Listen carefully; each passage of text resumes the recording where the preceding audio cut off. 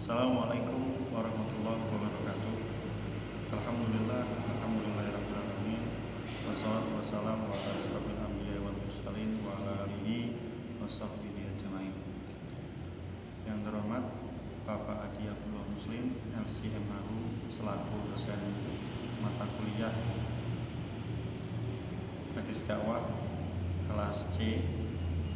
Pada kesempatan kali ini izinkan saya Farisal Dinastia dengan NIM 4102 untuk menyampaikan materi untuk tugas UAS, yaitu tentang metode dakwah komunikasi Nabi Shallallahu Alaihi Wasallam. Metode yang digunakan atau komunikasi yang digunakan Nabi ketika berdakwah itu ada 4. Yang pertama yaitu komunikasi 2 arah.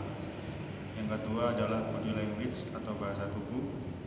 Kemudian yang ketiga adalah bahasa verbal dan intonasi. Yang keempat, komunikasi audio visual. Baik, yang pertama itu ada komunikasi 2 arah, di mana ketika Nabi menyampaikan dakwah itu terjadi komunikasi 2 arah. Artinya ada yang tanya jawab, ada yang saling tanya jawab. Contohnya dalam hadis yaitu ala adulakum ala ma yukaffirullah bihil khataya wa yuridu bihil hasana qalu bala ya Rasulullah qala isbahul wudu'i alal makari wa kasratil khuta ilal masjidi wa intidaris sholati ba'das sholat. Artinya, maukah saya tunjukkan kepada kalian sesuatu yang dapat menghapus kesalahan dosa dan menambah kebaikan? Para sahabat menjawab, ya mau. Beliau bersabda, menyempurnakan wudhu setelah melakukan sesuatu yang dilarang agama, memperbanyak langkah menuju masjid, dan menunggu sholat setelah sholat. Hadis riwayat Imam Ibnu Majah dari Abu Sa'id Al-Khudri. Yang kedua adalah body language atau bahasa tubuh. Di dalam berdakwah, Nabi juga menyampaikan dakwah dengan bahasa tubuh. Artinya tidak hanya komunikasi saja, tetapi secara tubuh Nabi menyontohkan. Di dalam hadis juga dijelaskan, akhbirni bi amrin aqtasimu bihi faqala Rasulullah sallallahu alaihi wasallam imlik hada wa asyar ila lisani. Yang artinya, beritahukanlah kepadaku sesuatu yang bisa memelihara diriku. Beliau menjawab, kuasai ini sambil menunjuk lidahnya. Hadis riwayat Imam Tabrani dari Al-Khat Ibnu Hisam. Artinya ketika Nabi berdakwah juga menggunakan bahasa tubuh yang tadi contohkan tadi, kuasai ini. Nabi juga menunjuk ini termasuknya lidah. Ya. Kemudian di hadis lain juga sama. Ana wa kafilul yatim fil jannati hakada wa asyara bi isba'ihi sababa wal wusta. Saya dan orang yang menyantuni anak yatim di dalam surga nanti seperti ini. Beliau menunjuk dengan 2 jari. Artinya ketika menyantuni orang yatim, anak yatim, nanti dia juga mencontohkan bahasa tubuhnya seperti itu. Kemudian yang ketiga, bahasa verbal dan intonasi. Nabi juga menyontohkan dakwah dengan menggunakan komunikasi bahasa verbal dan intonasi. Di dalam hadis diriwayatkan Rasulullah SAW pernah berkhutbah di hadapan orang-orang Ansar penduduk Madinah.